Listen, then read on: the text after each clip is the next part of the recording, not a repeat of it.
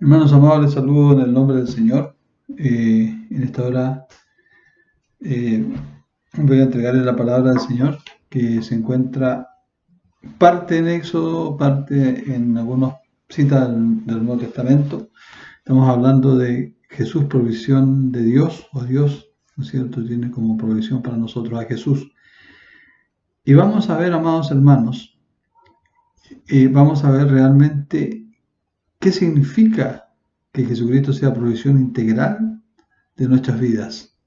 Vamos a hacer comparaciones del Antiguo Testamento, de cuando el pueblo de Israel sale de Egipto en el Éxodo, algunos pasajes, algunas citas del capítulo 12 de Éxodo, y vamos a finalizar con algunas citas del autor de Hebreos, de la Epístola a los Hebreos, hablando, hermanos amados, acerca de este Jesús, que es nuestra sustentación, que es nuestra provisión. Hebreos dice en el capítulo 1, los primeros versículos, habla de que Jesús es el que sustenta todas las cosas con su poder, ¿verdad? Entonces, en Éxodo capítulo 12, versículo 37, la palabra del Señor dice: partieron los hijos de Israel de Ramased a Sucot, como 600.000 hombres de a pie, sin contar los niños, bueno, y también seguramente las mujeres, ¿cierto? Abandonaron Egipto el día del Éxodo. Además, una gran multitud, dice el versículo 38, ¿cierto? Dice, también subió con ellos grande multitud de toda clase de gentes y ovejas y muchísimo ganado. Si la liberación fue obtenida de poderosos milagros, a base o fundamentalmente de poderosos milagros, la sustentación de más de 1.000.000 de personas y de un gran número de animales sería también una empresa que solo Dios podía realizar. Muchas veces, hermanos, nos quedamos con los milagros poderosos de las 10 plagas, pero nos olvidamos de esto que estoy diciendo, que Israel fue sustentado, no solamente la gente, no solamente ese 1.000.000 de gente, sino que todos los animales que fueron con ellos. Y solamente, hermanos, el poder de Dios podía realizar esta gran obra. El lugar por el cual transitarían sería el desierto. ¿De dónde iban a conseguir las provisiones indispensables para la vida? Como agua, forraje para los animales, comida. En primer lugar, hermanos, tenemos que decir esto, que Dios sustenta a su pueblo durante 40 años. Si nosotros vamos, hermanos, al Éxodo capítulo 16, algunos capítulos más adelante, el versículo 35, 16:35, la palabra del Señor dice: así comieron los hijos de Israel maná 40 años, hasta que llegaron a tierra habitada. Maná comieron hasta que llegaron a los límites de la tierra de Canaán. Y los versículos, volvemos entonces, hermanos, al capítulo 12 de Éxodo, versículos 33 y 34. La palabra del Señor dice: y los egipcios apremiaban al pueblo, dándole prisa a echarlos de la tierra, porque decían: todos somos muertos. Y llevó el pueblo su masa antes que se leudase, sus masas envueltas en sus sábanas sobre sus hombros. Entonces el pueblo salió apresuradamente de Egipto cargando, dice con ellos aquí lo que acabamos de leer, sus masas de harina que habrían de comer por espacio de 7 días. ¿Verdad? Los israelitas salieron cargando, hermanos, lo indispensable, sus ropas ceñidas, dice, sus sandalias puestas y con el bordón en la mano. El versículo 11, hermanos, del capítulo 12 de Éxodo dice lo siguiente: y lo comeréis así, ceñidos vuestros lomos, vuestro calzado en vuestros pies y vuestro bordón en vuestra mano, y lo comeréis apresuradamente. Es la Pascua de Jehová. Entonces, mis amados hermanos, cuando la palabra del Señor habla de ceñir sus lomos o ceñir los lomos, es una expresión idiomática muy gráfica, tomada de la vida diaria del antiguo Israel. Cuando los hombres israelitas estaban descansando en su hogar, llevaban sobre su ropa interior mantos largos y sueltos. Pero cuando tenían que moverse rápidamente, como en la batalla o en un largo viaje, recogían las faldas de sus mantos y las metían bajo una faja ceñida alrededor de la cintura. Esto les permitía moverse con libertad sin enredarse en los extremos sueltos de sus mantos. Se decía que uno que estaba así, preparado para la acción rápida, se había ceñido sus lomos. Muy pocas cosas, hermanos, pudieron llevar consigo. Los egipcios les hicieron algunos regalos con tal que se fueran. Versículos 35 y 36. Hicieron los hijos de Israel conforme al mandamiento de Moisés, pidiendo a los egipcios alhajas de plata y de oro y vestidos. Y Jehová dio gracia al pueblo delante de los egipcios y le dieron cuanto pedían. Así despojaron, dice, a los egipcios. ¿Verdad? Fue así como en pocas horas se encontraron solos y libres en el vasto y silencioso desierto. Estamos viendo cómo Dios sustentó a su pueblo 40 años. En segundo lugar, hermanos, Dios cuida de las necesidades básicas. Eso usted lo puede leer en el capítulo 16 de Éxodo. Él proveyó para ellos, hermanos, un clima agradable. Fíjense ustedes que hasta en eso Dios puso cuidado. La nube y el fuego no solamente eran señales de la presencia del Señor, no solamente eran señales de que Dios estaba, hermanos, con su pueblo. Había otra cosa que estaba proveyendo el Señor, que estaba haciendo provisión para el pueblo. En el desierto, las altas temperaturas, hermanos, pueden llegar a 40 grados. Y en la madrugada, en la noche, pueden bajar al otro extremo, 32 grados bajo cero. Entonces, Dios, para mantener fresca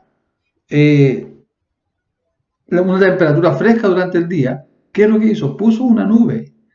Esa nube cubría al pueblo de que los rayos solares llegaran directamente hacia ellos. Y por la noche, la palabra del Señor dice que Él puso una columna de fuego para evitar, ¿no es cierto?, que muchos de ellos pudieran morir de frío. En el capítulo 13, hermanos, versículo en el Éxodo 13,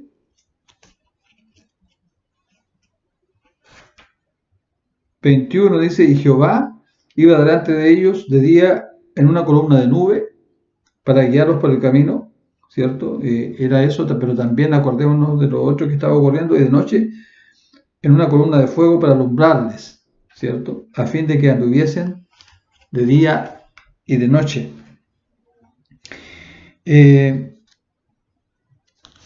Para sus problemas de salud, Dios, hermanos, mismo los atendería. Fíjense ustedes, en el capítulo 15, versículo 26, pero había una condición que Dios pone para ellos. En el versículo 26 dice, si oyeres, fíjense ustedes, atentamente, dice la palabra, si oyeres atentamente la voz de Jehová tu Dios, e hicieres lo recto delante de sus ojos, y dieres oído a sus mandamientos, ninguna enfermedad de las que envié a los egipcios te enviaré a ti, porque yo soy Jehová, dice tu sanador. Qué hermoso este pasaje, hermanos. Dios prometió que si el pueblo lo obedecía, estarían libres de enfermedades que infestaban a los egipcios, o que infectaban a los egipcios. Muy pocos supieron que muchas leyes morales que les dio posteriormente los mantendría libres de enfermedades. Por ejemplo, las leyes de la prostitución, los mantendría libres de enfermedades venéreas. Las leyes de Dios para nosotros a menudo son diseñadas, hermanos, para mantenernos lejos del peligro, ya sea de una enfermedad grave o ya sea de la misma muerte. El hombre y la mujer son seres complejos.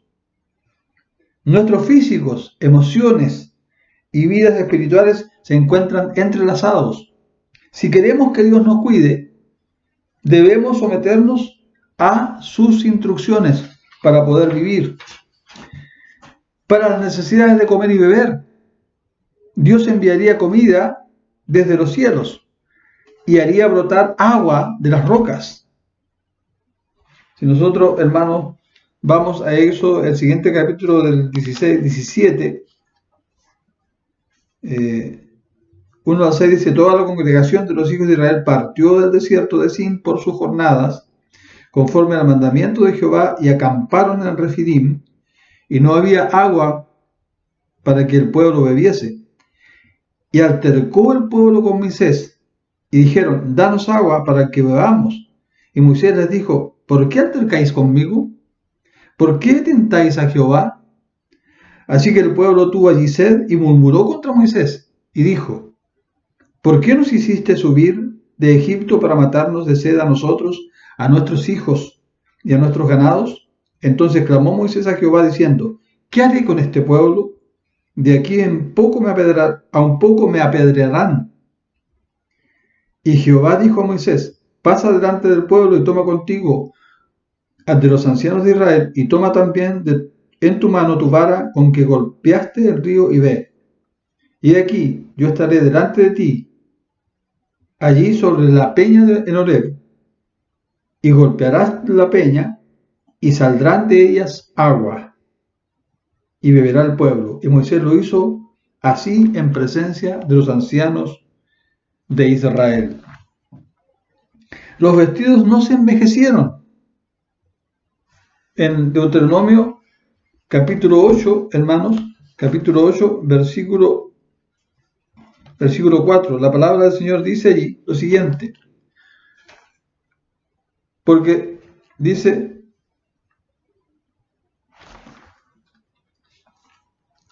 8:4, dice lo siguiente, dice: tu vestido nunca se envejeció sobre ti, ni el pie se te ha hinchado. Fíjense ustedes, hermanos, lo que dice el Señor. En estos 40 años, nosotros caminamos un poco o estamos todo el día y muchas veces los pies se nos hinchan. Miren lo que hizo Dios con este pueblo, ¿cierto? El maná, en el capítulo 16, versículo 31, dice: y la casa de Israel lo llamó maná, y era como semilla de culantro o cilantro blanco, y su sabor como de hojuelas de miel, ¿cierto?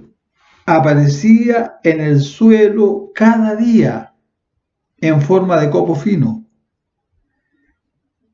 similar a la escarcha. El pueblo lo recolectaba, lo molía como grano y hacía tortillas como, ¿verdad?, con sabor, ya lo dice la palabra, de hojuelas de miel. Para los israelitas el maná, ¿verdad?, fue provisión, fue regalo de Dios. Llegaba todos los días y era justo lo que necesitaban, satisfacía las necesidades físicas temporales.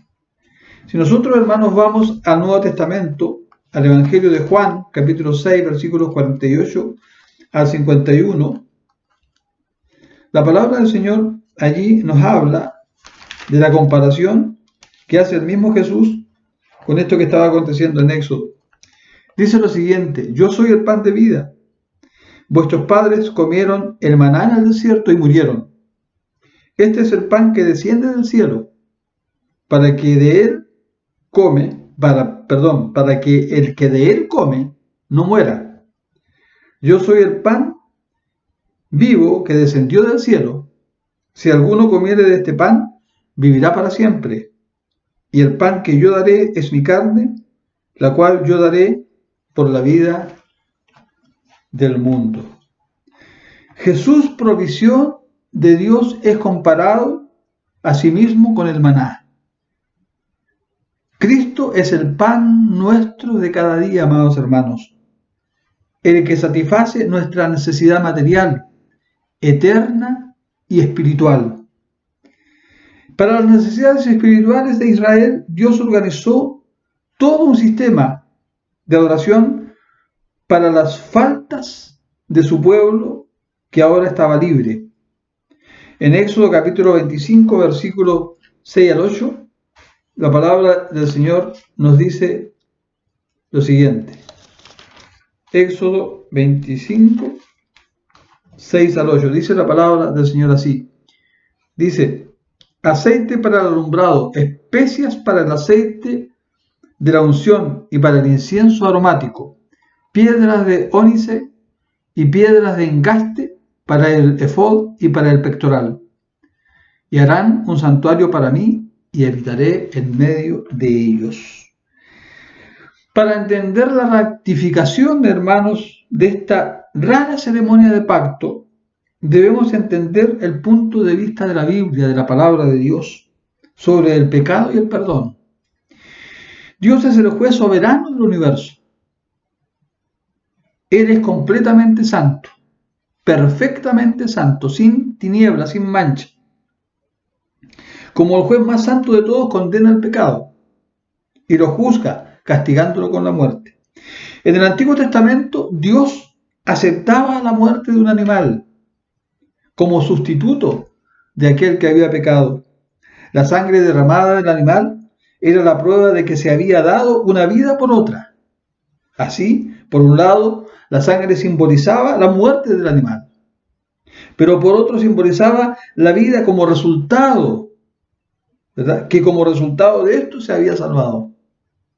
Por supuesto, la muerte del animal que acarreaba perdón en el Antiguo Testamento era solo una provisión temporal, esperando la muerte de Jesucristo. Y usted lo puede leer, hermanos, en Hebreos 9:9 al 10:24.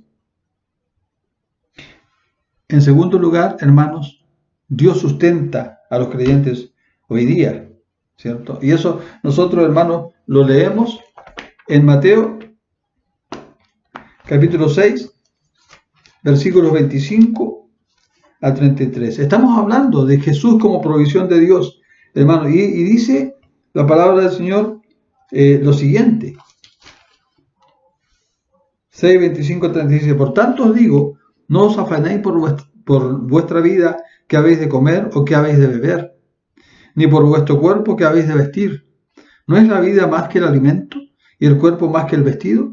Mirad las aves del cielo, que no siembran, ni ciegan, ni recogen en graneros, y vuestro Padre Celestial las alimenta. ¿No valéis vosotros mucho más que ellas? ¿Y quién de vosotros podrá, por mucho que se afane, añadir a su estatura un codo? Y por el vestido, ¿por qué os afanáis?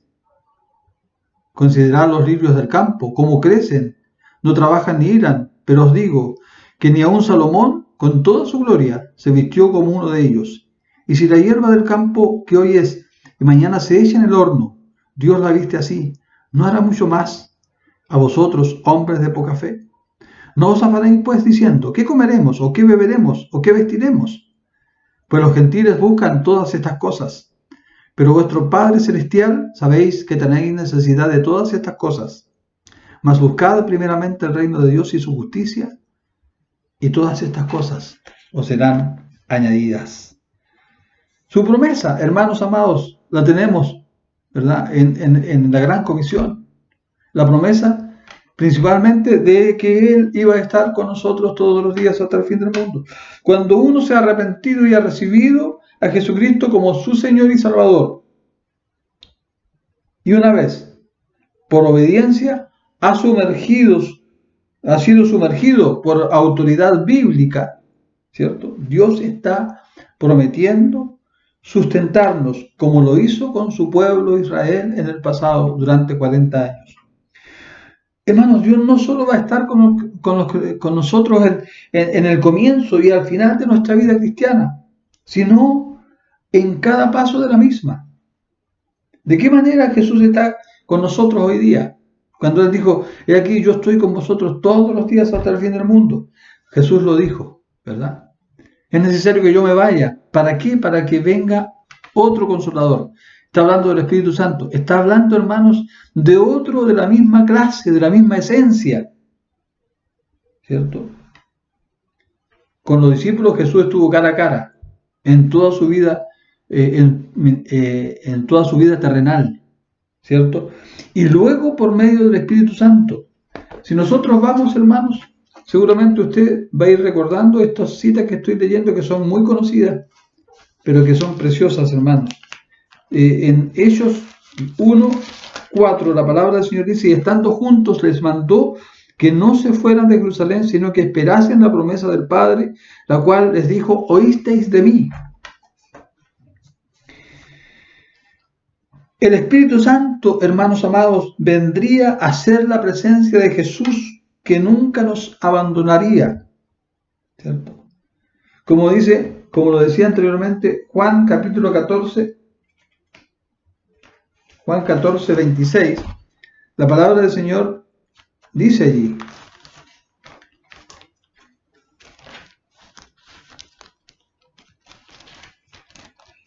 dice: mas el Consolador, el Espíritu Santo, a quien el Padre enviará en mi nombre, Él os enseñará todas las cosas y os recordará todo lo que yo os he dicho.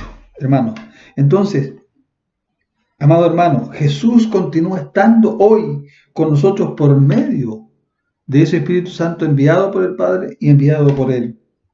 No debemos de temer sobre lo que vamos a comer o beber, dice Jesús en Mateo 6:25-33. Lo que debemos hacer es buscar primeramente el reino de Dios y su justicia, y lo demás vendrá por añadidura. Buscar el reino de Dios y su justicia, ¿qué significa?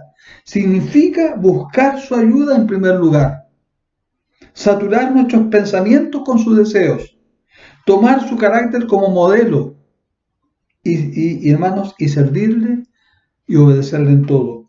¿Qué es lo más importante para nosotros? Habrá personas, objetos y otros deseos que compitan en cuanto a prioridad. Cualquiera de estos puede sacar a Dios del primer lugar si no decidimos enfáticamente darle el primer lugar al Señor en todos los aspectos de nuestra vida. Dios cuida de nuestras necesidades básicas. Hermanos amados, la palabra del Señor en Mateo capítulo 11, versículo 28 al 30, el Señor dijo también lo siguiente: venid a mí todos los que estáis trabajados y cargados, y yo os haré descansar. Llevad mi yugo sobre vosotros y aprended de mí, que soy manso y humilde de corazón, y hallaréis descanso para vuestras almas, porque mi yugo es fácil y ligera mi carga. Hermano, así es cuando nuestro ánimo espiritual está alto, ¿verdad? Como las altas temperaturas en el desierto por el día, como hablamos del pueblo de Israel, o cuando nuestro ánimo está tan frío como las bajas temperaturas de 32 grados bajo cero en el desierto por la noche. Él nos va a cubrir con su nube, o va a entender nuestras necesidades físicas, mentales y emocionales. Mateo 11, 28 al 30 nos habla de un yugo. Un yugo es un pesado aparejo que se pone sobre 2 o más bueyes. Se ata a cualquier cosa que se quiere que los bueyes arrastren.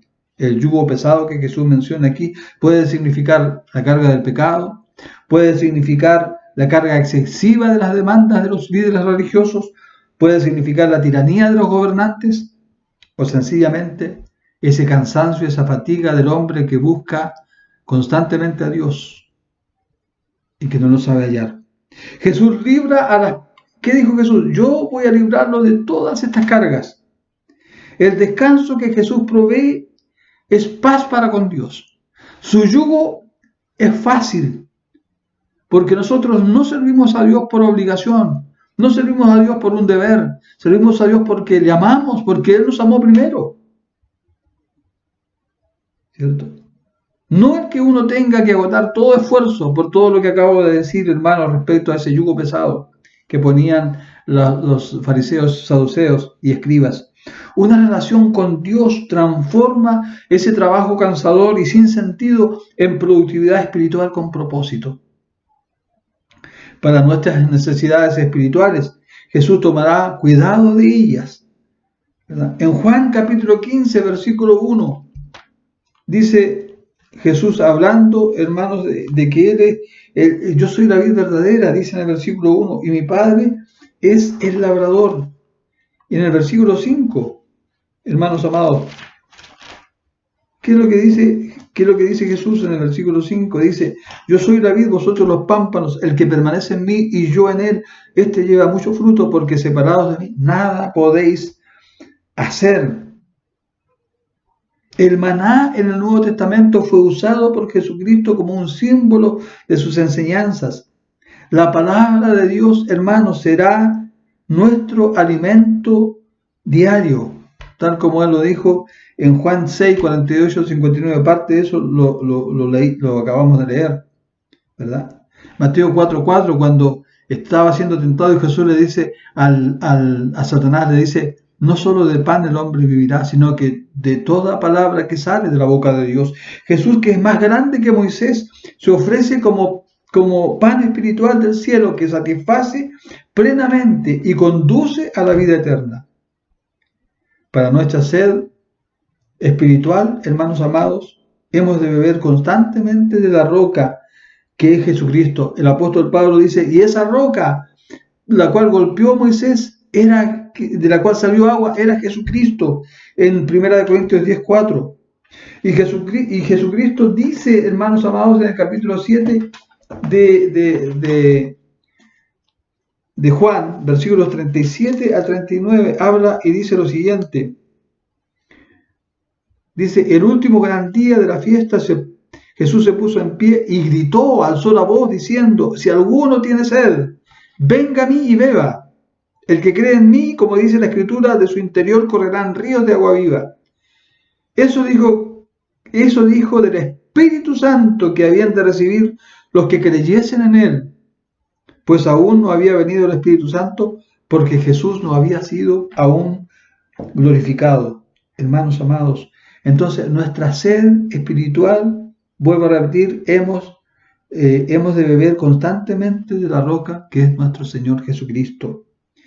Por último, hermanos, tenemos un santuario para nuestras fallas. En el capítulo 8 de Hebreos, versículos 1 y 2. Este Jesús que es nuestra provisión, este Jesús que es provisión de Dios, hermanos. Así como en el desierto Israel tenía un santuario donde buscar perdón para sus pecados, nosotros también tenemos un santuario, y nada menos que en los cielos, hermanos, para encontrar perdón para nuestras fallas. Dicho santuario operará hasta cuando entremos en la tierra prometida. Por su muerte, hermanos, como sacrificio, Jesucristo, provisión de Dios, concluyó su obra expiatoria aquí en la tierra. Luego de su ascensión, entró en la presencia de Dios, el santuario, y se sentó a la diestra de Dios, ¿verdad? Dice el autor de Hebreos, Jesús sirve en el santuario, capítulo 8, versículo 2 de Hebreos, sirve en el santuario y el verdadero tabernáculo hecho por el Señor, no por el hombre, bien digo. Aquí es bueno decir tres cosas, hermanos amados, de Hebreos 8:2. Jesús está sirviendo en el santuario, hermanos. Su ministerio en el santuario celestial es superior al servicio sacerdotal de la tierra. Si nosotros vamos a Hebreos, a la epístola de los Hebreos, capítulo 8, versículos 5 y 6, hermanos, dice la palabra del Señor lo siguiente, dice, los cuales sirven a lo que es figura y sombra de las cosas celestiales, como se le advirtió a Moisés cuando iba a erigir el tabernáculo, diciéndole, mira, haz las cosas conforme al modelo que se te ha mostrado en el monte. Pero ahora tanto mejor ministerio es el suyo, cuanto es mediador de un mejor pacto establecido sobre mejores promesas. Porque es el único sumo sacerdote, Jesucristo, hermano, que ascendió a los cielos. Ningún otro sumo sacerdote ascendió a los cielos. En segundo lugar, Jesús sirve en el santuario que es el verdadero tabernáculo. El escritor de Hebreos nos deja, hermanos, dudas acerca de la identidad que existe entre el tabernáculo y santuario y su ubicación.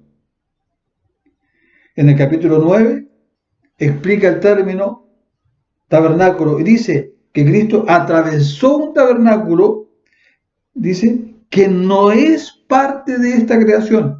Fíjense, hermano, lo voy a leer para que ustedes sepan dónde está. 9:11, Hebreos 9:11 dice, pero estando ya presente Cristo, sumo sacerdote de los bienes venideros, por el más amplio y más perfecto tabernáculo, no hecho de manos, es decir, no de esta creación. Y agrega, porque Cristo no entró, hermano, dice, en un santuario hecho por el hombre, que era solamente una copia del verdadero, entró en el cielo mismo, donde ahora se presenta por nosotros ante la presencia de Dios. Hebreos 9:24. Gloria a Dios, hermanos amados.